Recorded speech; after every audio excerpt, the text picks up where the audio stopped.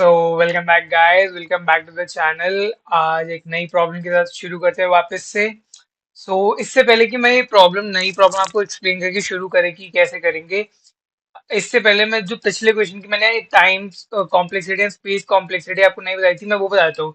If in case आपने भाई सही गेस किया और सही कमेंट भी किया, if in case well and good, नहीं किया तो थोड़ा ट्राई करो यार, थोड़ा आलस छोड़ो, लिखो कमेंट करो ताकि पता चले। पहले उनका डिस्कस कर लेते हैं। देखो, हमने एक तो टू सम प्रॉब्लम की ऑप्टिमल, जो हम कहते हैं ऑप्टिमल है, उस वाली को डिस्कस करते हैं।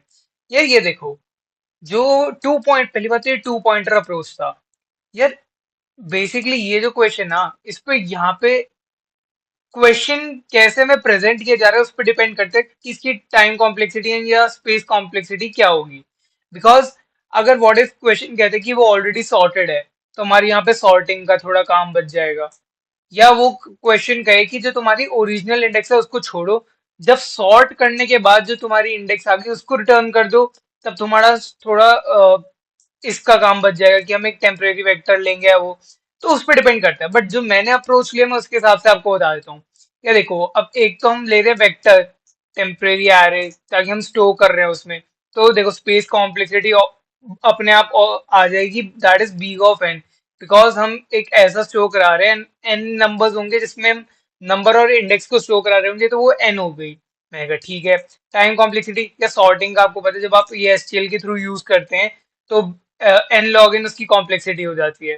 प्लस जब हम एक ये लूप चलाते हैं, आप देख सकते हैं एक मेरा पॉइंटर एंड पे है, एक स्टार्टिंग पे है, तो वो ऑलमोस्ट पूरा एरे एक ही बार कवर कर रहा है, तो बीग ऑफ एन हो जाएगी। मैंने यहाँ लिख रखा है, तो n log n plus big of n, which is as good as n log n. Because जो वर्स्ट या फिर कहते हैं जो बिगेस्ट होती है वो उसी को कंसीडर करेगा।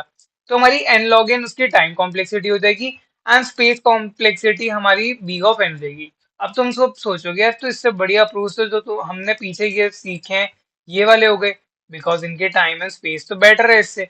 मैं कहा बिल्कुल बेटर है, लेकिन कई कंडीशंस ऐसी होती है, अगर क्वेश्चन में गिवन हो तो भाई ये two pointer approach best approach होता है।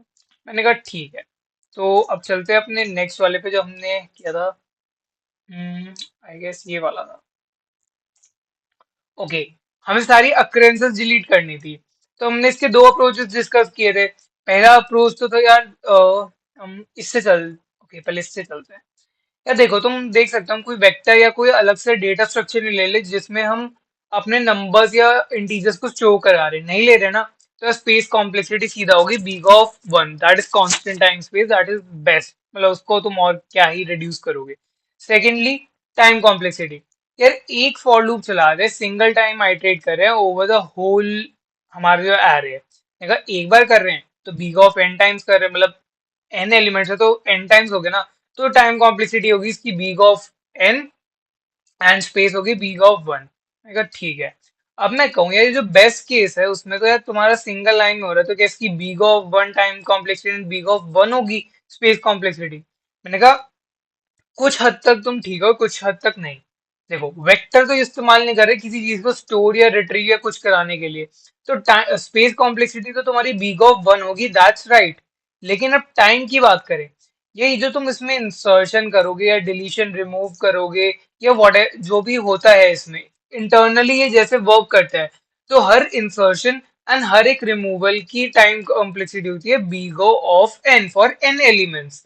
सर मैंने कहा इसकी टाइम कॉम्प्लेक्सिटी तो यार बीग ऑफ एन हो गई, एंड स्पेस तो हम यूज नहीं करते, तो बीग ऑफ वन, तो दोनों की टाइम कॉम्प्लेक्सिटी बीग ऑफ एन है, एंड स्पेस बीग ऑफ वन। तो ये बेस्ट अप्रोच कैसे है? मैंने कहा यार देखो, बेस्ट हम कहने के लिए बोल सकते हैं, बिकॉज ये वन लाइनर सॉल्यूशन है, एंड मतलब ये तुम्हें इम्प्रेस करने के लिए, बेसिकली ये ऐसी अप्रोच है जो इम्प्रेस करने के लिए यूज होती है। क्या तुम 100 लाइनों का कोड एक लाइन में अगर तुम दे रहे हो, तो ऑब्वियसली बात है सामने वाला बंदा इम्प्रेस हो जाता है, तो ये वो चीज होती है। तो आई होप आप लोगों ने कमेंट किया होगा एंड ये सब आपको समझ में आ गई होगी कि तुम्हारी सही थी, मेरी सही थी, या हम दोनों ने सही किया। तो लेट्स गो, अब नई प्रॉब्लम डिस्कस करते हैं बिल्कुल। तो और देखो, ये वाली प्रॉब्लम जो है, अगर तुमने मेरी पिछली वीडियो देखी होगी रिमूव एलिमेंट ऑल ऑकरेंसेस वाली, तो ये वाली ऑलमोस्ट ऑलमोस्ट उससे थोड़ी सेम ही है। देखो क्वेश्चन क्या कह रहा है, given an integer array in non decreasing order, for example मतलब कि वो सॉर्टेड है from small to big, non decreasing order है। Remove the duplicate in place such that each in, देखो यार दो तीन वर्ड देखो वो बहुत इंपॉर्टेंट है। रिमूव डुप्लीकेट इन प्लेस मतलब उस जगह पे, मतलब हमें वो हटा देने, एरे को पुश पीछे की तरफ करना है, मतलब वही जो हमारे नए एलिमेंट्स ट्रांस, ओके कंफ्यूज नहीं करते, जो हमारा आंसर एरे आएगा उसको आगे की तरफ ला दो, एंड लास्ट के एलिमेंट्स में तो मेरे को फर्क नहीं पड़ता क्या है क्या नहीं, मेरे को जो मेरा आंसर होने वाला है लास्ट वाला वो शुरू में ला दो। एंड हमें रिटर्न क्या कराना है, जो यूनिक एलिमेंट्स हैं वो कितने हैं, ठीक है। एक बार फिर भी पढ़ लेते हैं। such that each unique element appears only once, the relative order of the element should be kept the same, then return the number of unique elements in this, ठीक है। कंसीडर ये भाई पढ़ना, देखो ये चीज थोड़ी इंपॉर्टेंट है। अगर ये नहीं दे रखी होती तो हम सिंपली कर सकते हो, बट ये चीज गिवन है तो एक बार हमें थोड़ा पढ़ना पड़ेगा। तो ठीक है, नाउ लेट्स गो। ओके, इसमें इतना ही था। एंड कंस्ट्रेंट यार, तुम देखो जब तुम प्रैक्टिस करोगे ना तब तुम बेस केस सारी चीजें कंसीडर करोगे। फॉर एग्जांपल एज केस क्या है, कहाँ पे मेरा रॉन्ग हो जाएगा, कहाँ पे ये सही हो जाएगा, तो उसको कंसीडर करोगे तो ये चीज तब काम आएगी। अभी मैं आपको इम्प्लीमेंटेशन और वो बता देता हूँ। बाकी जब आप लोग लीड कोड पे ट्राई करेंगे, मैं डिस्क्रिप्शन में दूंगा, तब जब ट्राई करोगे ना तब ये सारी चीजें ध्यान में रख के तब सॉल्व करना। तो चलते हैं। देखो क्वेश्चन मैंने बता दिया कि क्वेश्चन हमें क्या क्या रहा है। ओके 6 सेकेंड, हाँ चलो। हमें एक एरे गिवन है, वो कह रहा है जितने भी डुप्लीकेट्स प्रेजेंट है उन्हें हटा दो। हटा दो इन द सेंस रिप्लेस कर दो या कुछ भी कर दो, मतलब मेरे को दिखने नहीं चाहिए, वो शुरू में नहीं दिखने चाहिए। शुरू में सिर्फ मेरे को यूनिक एलिमेंट दिखने चाहिए। मैंने कहा ठीक है जीरो, अभी तक तो कोई एलिमेंट आया नहीं है तो जीरो एक यूनिक एलिमेंट है, ठीक है। फिर जीरो, क्या ये डुप्लीकेट है, जीरो आ चुका है, इसको हटा दो। अब इस ये जो बाकी आ रहा है इसे एक शिफ्ट बैक कर दो। मैंने कहा एक शिफ्ट बैक कर दिया, ठीक है। तो मेरा क्या हो गया, ये one one one two three three हो गया। एक स्पेस एम्प्टी होगी, कंसीडरिंग यहाँ पे कुछ भी है, हमने कहा ये वाला जीरो हमने यहाँ रख दिया, रखा नहीं है, हाइपोथेटिकली बस सोच लो। मैंने कहा ठीक है। अब मेरा आया वन, क्या वन मेरा ऑलरेडी प्रेजेंट है, नहीं जीरो प्रेजेंट है। मैंने कहा वन मेरा यूनिक एलिमेंट है, स्टोर करा लो। उसके बाद वन, यार वन तो डुप्लीकेट है, हटा दो। फिर एक और वन, ये भी डुप्लीकेट है, हटा दो। तो फिर हमारा जब ट्रांसफॉर्म होगा कैसे होगा, फिर हमारा एक वन और हटेगा, तो हमारा ट्रांसफॉर्म होके क्या होएगा, ये होएगा टू थ्री थ्री। आप देख सकते हो अब ये दो दो स्पेस है, ये दो वन की होगी। अगेन थिंकिंग हाइपोथेटिकली हमने उन्हें यहाँ स्टोर करा दिया, ठीक है। अगेन टू, टू मेरा एक यूनिक एलिमेंट है, मैंने कहा यूनिक एलिमेंट है इसको यहीं रहने दो। फिर आया थ्री, थ्री मेरा एक यूनिक एलिमेंट है, थ्री को वहीं रहने दो। अगेन आया एक थ्री, थ्री, या थ्री तो ऑलरेडी प्रेजेंट है, अभी अभी डाला था, रिमूव कर दो। मैंने कहा इसको रिमूव भी कर दे तो समझ लो हाइपोथेटिकली यहीं पे है। तो हमारे यूनिक एलिमेंट आप देख सकते हैं ये चार आ गए, हमारा आंसर भी चार था। एंड यार ये जो बाकी के पीछे के एलिमेंट है ना, मेरे को फर्क नहीं पड़ता कि इसमें कितने एलिमेंट है, कैसे एलिमेंट और कौन से ऑर्डर में है, मेरे को नहीं पड़ता। चाहे से वन थ्री वन जीरो कर दो, जीरो वन वन थ्री कर दो, कुछ भी कर दो, क्योंकि आंसर हमसे कह रहा है जो शुरू के एलिमेंट है ना, मेरे को ये मायने रखते हैं कि ये यूनिक होने चाहिए और सेम ऑर्डर में होने चाहिए जिसमें हम ट्रेवर्स कर रहे हैं। और मेरे को रिटर्न चाहिए जो यूनिक एलिमेंट का नंबर है, चार यूनिक एलिमेंट है तो उसका रिटर्न कर दो। तो अब कैसे सॉल्व करें यार इसको। यार मैं कहता हूँ एक चीज तो सबके दिमाग में बैठ गई होगी कि इसको कैसे सॉल्व करेंगे। अगर तुमने बेसिक मैथ्स पढ़ी होगी या कभी भी इससे पहले कोडिंग ट्राई करी होगी, एक तुम्हें डेटा स्ट्रक्चर याद आ रहा होगा जो कि सिर्फ यूनिक एलिमेंट्स को शो करता है, उसके जो भी डुप्लीकेट्स होते हैं वो हटा देता है। वो कहता है मैं अपने अंदर सिर्फ यूनिक एलिमेंट्स लूंगा, मैं कोई भी डुप्लीकेसी नहीं ले सकता। तो इफ इन केस आपको याद आ गया तो वेल इन गुड, वरना मैं बताता हूँ सेट डेटा स्ट्रक्चर या सेट डेटा स्ट्रक्चर। वो क्या कहता है, ये कोई भी जो डुप्लीकेट एलिमेंट है ना, मैं अपने अंदर स्टोर ही नहीं करूंगा, मैं डायरेक्ट यूनिक एलिमेंट्स को लूंगा। चाहे उसमें one one one one zero one two zero two ऐसे एलिमेंट हो, वो सिर्फ वन जीरो और टू को शो करेगा, वो भी इसी ऑर्डर में शो करेगा। बाकी जो इसकी अक्रेंसेस हैं ये डिलीट कर देगा, डिलीट कर देगा, डिलीट कर देगा एंड डिलीट कर देगा। वो सिर्फ एक दो और ये तीन नंबर को लेगा और उन तीन नंबर को रिटर्न करेगा। मैंने कहा बहुत बढ़िया यार, अगर तुम्हें इतना समझ में आ गया तो यार ये लो तुम्हारा ब्रूट फोर्स तो यूं ही सॉल्व हो गया। ब्रूट फोर्स क्या है ये देखो, एक सेट डेटा स्ट्रक्चर को इनिशियलाइज कर दो। मैंने कहा ठीक है, जो मेरा एरे है उसमें एक सिंगल टाइम लूप चलाओ एंड सेट में सारे एलिमेंट्स को इंसर्ट कर दो। देखो एक बार इंसर्ट तो सारे ही करने पड़ेंगे ना, व्हाट इफ सारे मेरे डिफरेंट है, व्हाट इफ मेरे सारे एलिमेंट वहां 0 1 2 3 4 5 सारे डिफरेंट है, तो मैं तो सारी एलिमेंट्स को इंसर्ट एक बार तो इंसर्शन पूरी चलेगी, मतलब एक लूप तो पूरा कवर होगा। मैंने कहा बहुत बढ़िया। देखो, अब ये वाली जो चीज है ना, ये एक्सटर्नल है थोड़ा, मतलब कि तुम चाहो तो लिख दो, नहीं चाहो तो मत लिखो। जब तुमने ये चीज कर दी ना परफॉर्म, उसके बाद अगर तुम सीधा ये वाली चीज भी परफॉर्म करोगे ना, तो तुम्हारा आंसर तब भी आ जाएगा। लेकिन इफ यू वांट कि जो तुम्हारा इंटरव्यूअर या कोई भी जिसे तुम समझा रहे हो वो सोचे यार ये तो आसान सा था, एक ये चीज डाल दो ताकि उसको लगे हाँ यार ये तो कुछ बढ़िया चीज, हम इसमें कर क्या रहे हैं यार, बहुत बेसिक सी चीज है, कोई बड़ी चीज नहीं है ये, देखो। मैंने एक अपना काउंटर लिया जे, जो 0 पे है, बिकॉज अभी मेरे को पता नहीं मेरे पास कितने यूनिक एलिमेंट है। मैंने कहा सेट में जो मेरा सेट डेटा स्ट्रक्चर है उसमें आइटरेट करो, अब चेक करो सेट में कितने एलिमेंट्स प्रेजेंट है। मैंने कहा जो सेट में जितने एलिमेंट है उतने टाइम इंक्रीज कर दो, मेरा सेट एक बार चला तो +1 कर दो, सेट एक और बार चला +1 +1, जब तक मेरे सेट के एलिमेंट्स खत्म नहीं होते या सेट एक बार ट्रैवर्स नहीं हो जाता तो +1 करो। एंड यहाँ पे तुम रिटर्न जे भी करा सकते हो फिर। मैंने कहा अगर तुम्हें थोड़ा फैंसी बनना है दिखाने के लिए यार मेरे को तो बहुत कुछ आता है तो जे को रिटर्न कर दो, तो मैं यार मेरे को सिर्फ आंसर चाहिए ब्रूट फोर्स के थ्रू, तो सीधा सेट का साइज रिटर्न कर दो। अब बात आई, मैं टाइम एंड स्पेस पहले बताता हूँ, फिर हम इसकी implementation VS code and leet code पे बस चेक करेंगे। अब मैं कहता हूँ यार क्या लग रहा है क्या टाइम और स्पेस होगी इसकी। यार हम एक एक्सटर्नल डेटा स्ट्रक्चर यूज कर रहे हैं अपने एलिमेंट्स को स्टोर कराने के लिए। मैंने कहा बिल्कुल सही, कितने एलिमेंट उसमें स्टोर हो रहे हैं। मैंने कहा देखो हम डाल तो सारे एलिमेंट्स रहे हैं, लेकिन उसमें जो स्टोर हो रहे हैं ना वो सिर्फ यूनिक नंबर ऑफ एलिमेंट्स हो रहे हैं। मैंने कहा अच्छा, मैंने कहा लेट अस सपोज कि के हमारे यूनिक एलिमेंट, लेट के भी हमारे जितने भी यूनिक एलिमेंट प्रेजेंट है हमारे गिवन एरे में, तो हम के ही एलिमेंट को सेट में डालेंगे। तो देखो स्पेस कॉम्प्लेक्सिटी हमारी हो गई इसमें के big of K, because K are the number of unique element that are present, but if n होते तो हम एन डाल देते। नाउ टाइम कॉम्प्लेक्सिटी, क्या देखो एक लूप तो ये वाला चला, मैंने कहा ये तो फॉर लूप है, मतलब एक बार चलेगा, बिग ऑफ एन, मैंने कहा बहुत बढ़िया, खत्म। मैंने कहा नहीं यार, इधर ना जो सेट में इंसर्ट या डिलीट या रिट्रीव करने का ऑपरेशन होता है ना, यार वो भी almost log sorry n log n नहीं, वो लॉग एन टाइम लेता है। मैंने कहा इंसर्ट और डिलीट के लिए लॉग एन टाइम लेता है एक एलिमेंट के लिए, तो अगर मेरे पास एन एलिमेंट है तो कितना टाइम लेगा। मैंने कहा एन एलिमेंट है तो एन इंटू हर एक इंसर्शन डिलीशन का वो लॉग एन लेगा, that is n log n. मैंने कहा अच्छा ये हो रहा है तभी एन लॉग एन हो रही है। मैंने कहा बिल्कुल सही। अब तो बेसिक टाइम कॉम्प्लेक्सिटी क्या हुई, b n log n plus b of n, तो बड़ा कौन सा इसमें, ऑफ कोर्स यार ये वाला थोड़ा ज्यादा बड़ा होगा तो हम इसी को कंसीडर करेंगे, बिकॉज वर्स्ट केस में बिगर जो टाइम होता है हम उसको कंसीडर करते हैं, बाकी सबको अवॉइड कर सकते हैं। तो एन लॉग एन हमारी इसमें टाइम कॉम्प्लेक्सिटी होगी। ये बस जल्दी से चलते हैं कोड की तरफ और देखते हैं। ओके, पहले इसको कमेंट आउट कर देते हैं एक बार। चलो देखो सेम है। ओके यार ये दूसरा वाला कर दिया मैंने गलती से।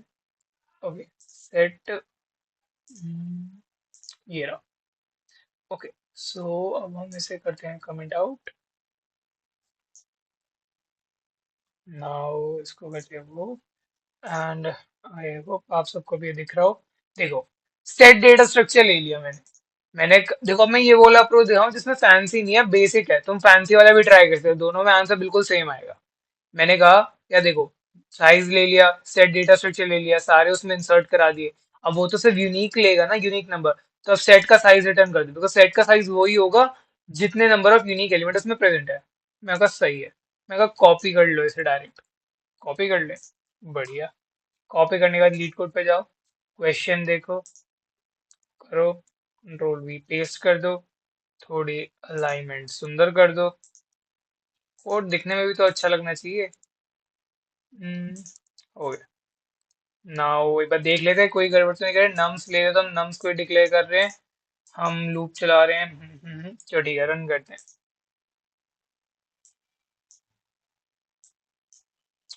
क्या हो गया, रॉन्ग आंसर क्यों दे रहा है।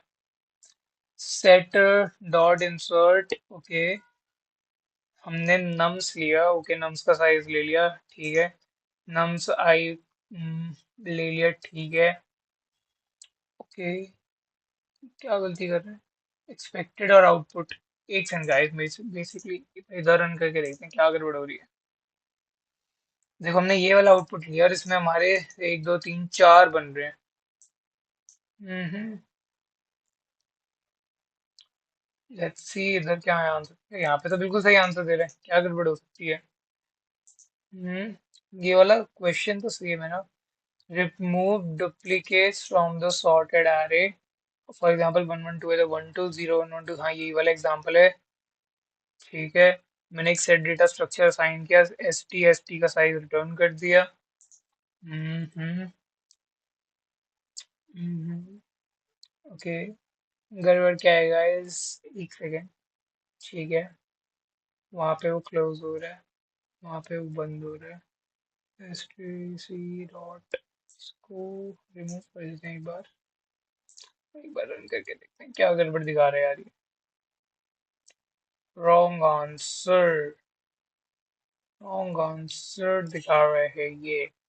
ओके, एक बार अपना वो वाला अप्रोच ट्राई करें। कई बार फैंसी चीजें यार देख लो धोखा दे देती है। int j is equal to 0, okay, for auto iterate in my set data structure। जब तक मेरा आइटरेट हो रहा है j को प्लस प्लस कर दो। डायरेक्ट क्योंकि हम आइटरेटर को स्टोर, अच्छा ओके, हमें इन प्लेस। अच्छा गाइस ये किस लिए गलत हुआ, अब ये भाई ये चेक करते हैं। देखो मेरे को समझ में आ गया, मैं बताता हूँ। देखो वही बेसिक मिस्टेक जो मैंने पिछली बार की थी, मैं वो वापस रिपीट कर रहा हूँ, इसलिए आपको समझा रहा हूँ। क्वेश्चन हमें ये भी कह रहे हैं इन प्लेस करना है। इन प्लेस मतलब मेरा एरे चेंज नहीं होना चाहिए, एरे सेम रहना चाहिए। लेकिन इसमें क्या हो रहा है, जब मैं सेट में पुश कर दे रहा हूँ मेरी एरे की लेंथ डिक्रीज हो जा रही है। एरे की लेंथ तो डिक्रीज होगी ना, 10 एलिमेंट है उसमें 5 डुप्लीकेट है, 5 डुप्लीकेट आ गए तो 10 - 5 5, 5 यूनिक एलिमेंट बचे।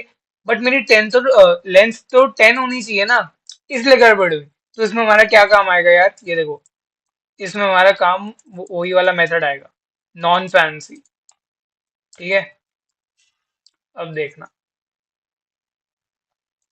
बेसिकली सेट डेटा स्ट्रक्चर सब लोग ये सोचेंगे कि यार सेट से डुप्लीकेट हटा दिए एंड हो गया। बट हमारे यहाँ पे यार यही वाला काम आने वाला है, अब देखना। ओके, अब एक बार चेक करते हैं। ओके यार यहाँ पे एक बार एरे कर दिया, या नम्स होना चाहिए। लेट्स सी हो गया यार। बेसिक सी दिक्कत थी, समझ में आ गई, क्योंकि क्यों गलत हो, वो कह रहा है इन प्लेस करना है। इन प्लेस मतलब चेंज नहीं होना चाहिए। हो गया यार। अब ट्राई करते हैं अपना कोई दूसरा मेथड सोचते हैं। यार हमने कहा डुप्लीकेट रिमूव करना है, मैंने ये भी कहा था कि यार ये हमारे पिछले प्रॉब्लम से मिलता जुलता है। मैंने कहा उसमें हमने क्या किया था, हमने एक पर्टिकुलर वैल्यू को स्किप किया था। इसमें हर एक वैल्यू की डुप्लीकेट वैल्यू को स्किप करना है। कुछ दिमाग लगा, 2 पॉइंटर अप्रोच की तरफ। मैं कहा बहुत बढ़िया यार, वो ही करना है, 2 पॉइंटर अप्रोच। अब इसको थोड़ा समझते हैं। नोट पैड देख खोलते हैं एक बार। Okay, draw this automatic. ओहो,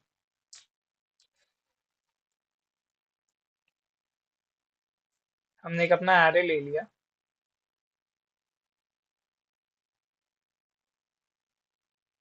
उसमें हमारे नंबर्स क्या क्या थे, एक बार नंबर्स जल्दी से कॉपी कर लेते हैं।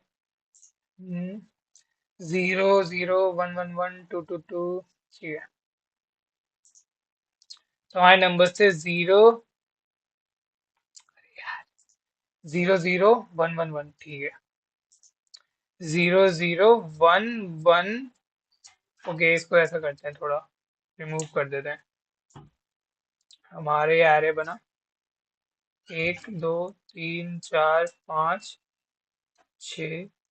क्या ले, तो 0 0 1 1 1 2 2, देन दो और बनेंगे, तो 2 2 3 3 एंड हमारा 4। तो हमारा ये एरे था, थोड़ा गंदा दिख रहा होगा लेकिन काम चलाऊ हो जाएगा। तो देखो इसमें हम क्या करेंगे, हम एक अपना पॉइंटर यहाँ स्टोर कर लगाएंगे एंड एरे अपना यहाँ से रन कराएंगे। एंड ये वाला जो है ना, ये हमारे काउंट का ध्यान रखेगा कि कितने यूनिक एलिमेंट है। एंड इस अप्रोच से तुम्हारा इन प्लेस ऑटोमेटिकली हो जाएगा।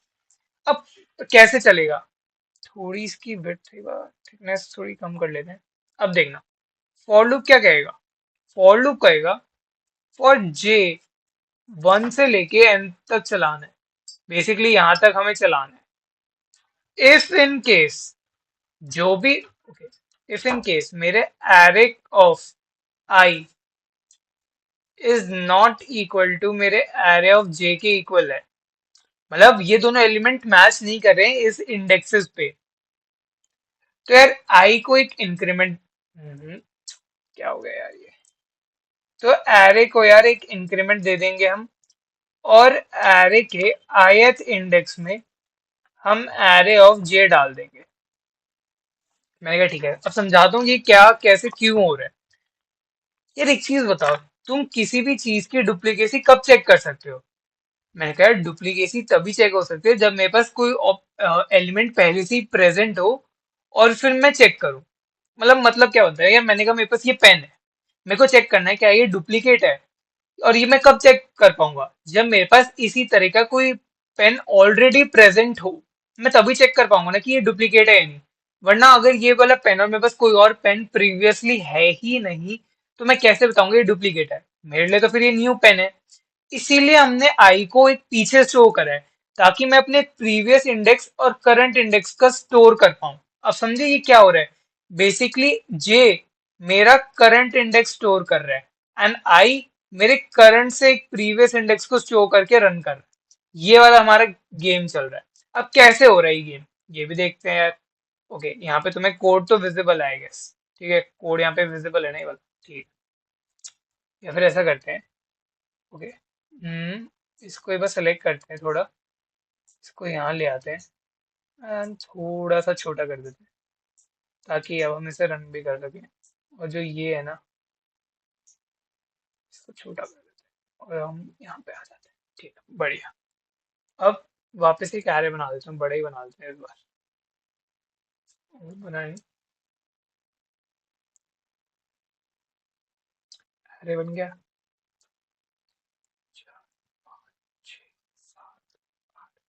0 0 1 1 1 2 2 3 3, और एक 4 भी ले ही लो यार।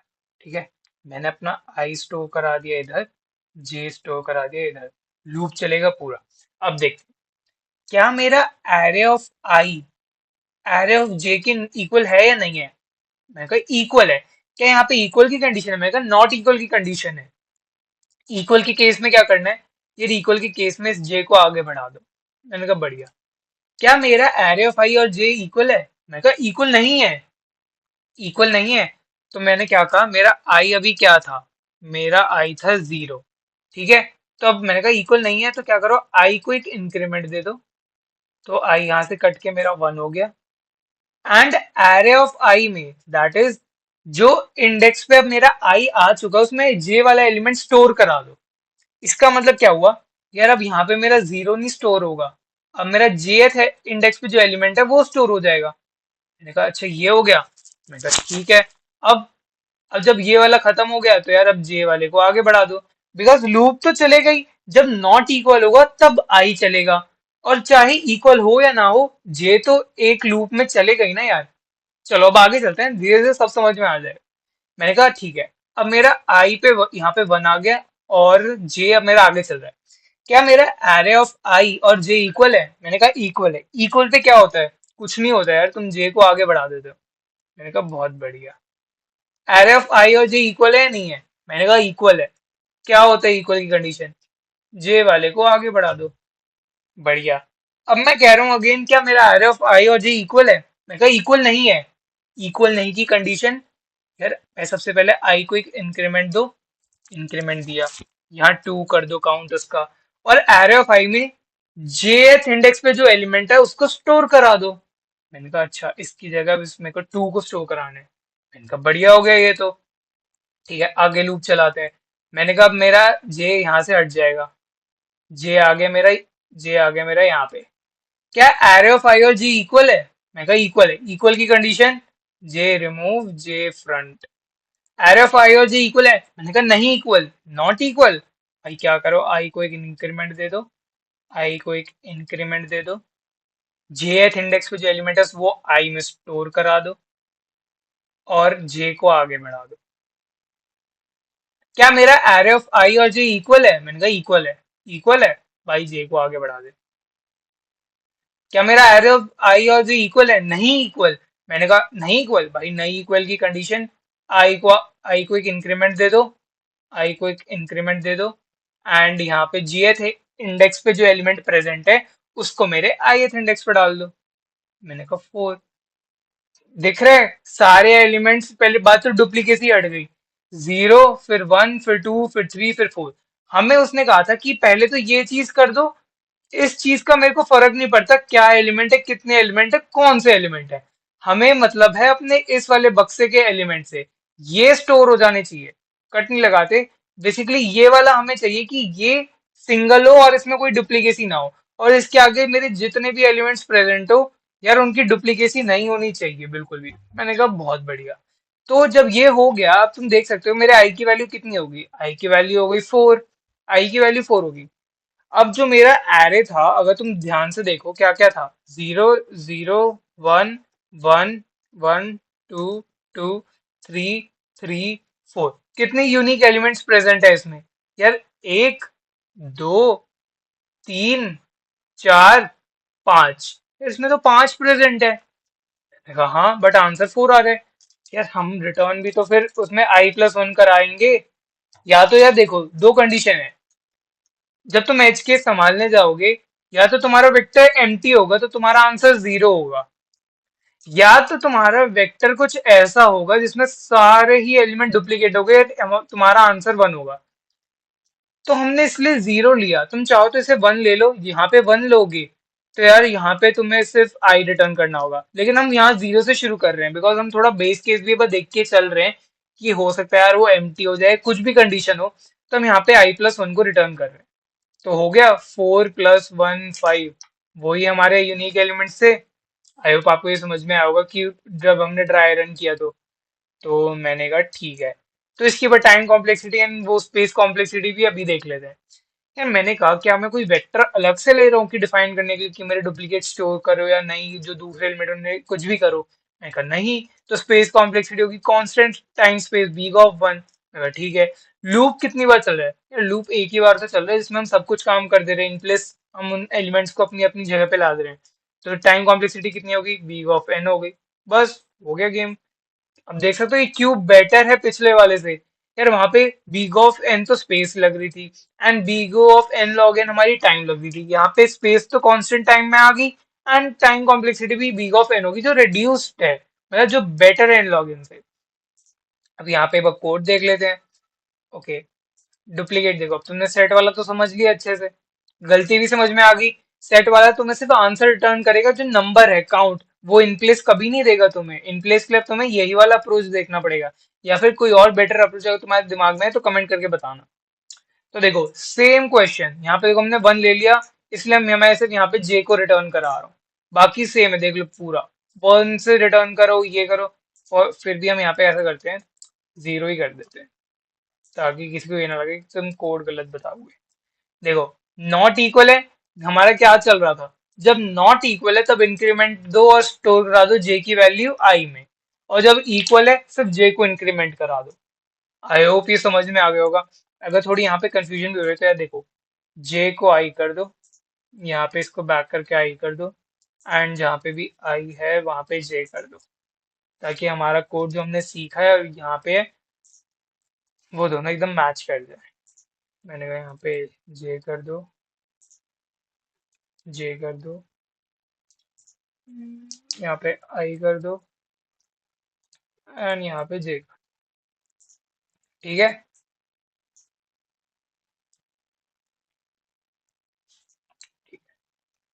कॉपी कर लेते हैं, चलते हैं लीड कोड पे एक बार देखते हैं।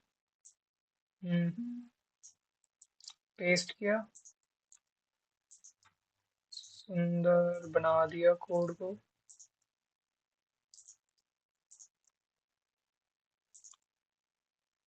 एक बार वापस इसको भी देख लेते हैं रन करके, क्या पता ये भी एरर दे दे फिर। ओके देखो इसने भी एरर दे दिया। क्या एरर दे दिया? 2। मेरे हिसाब से यार ये देखो, हमने जब यहाँ पे सीखा था ना, हम आई जे की रेफरेंस में चल रहे थे, हमें आई जे की रेफरेंस में ही चलना पड़ेगा। तो यहाँ पे प्रीवियस इंडेक्स और करंट इंडेक्स, बिकॉज हमने नंबरिंग वहां पे चेंज कर दी। प्रीवियस इंडेक्स, करंट इंडेक्स, और जो इंक्रीमेंटेशन होगा वो जे का नहीं होगा। ओके, यहाँ जे हो गया, यहाँ पे हमने एक गलती कर दी, वो हमेशा आई का होगा, बिकॉज हमने अब उसे आई के टर्म्स में रिप्लेस कर दिया। चलते हैं एक बार, हो गया एक्सेप्ट, बढ़िया हो गया। एंड सबमिट भी कर ही देते हैं एक बार। भाई 100%, 20 से तो बहुत बेटर है। सो आई होप आपको ये वाली अप्रोचेस दोनों समझ में आएगी। इफ इन केस आपको लगता है कि मैंने कोई भी चीज थोड़ी गलत समझाई है, आपको लगता है इफ इन केस कुछ लैग कर गया, तो मेरे को कमेंट करके बताना। एंड अगर आपके पास इससे बेटर सॉल्यूशन कुछ एग्जिस्ट करता है, तो मेरे को वो भी जरूर बताना।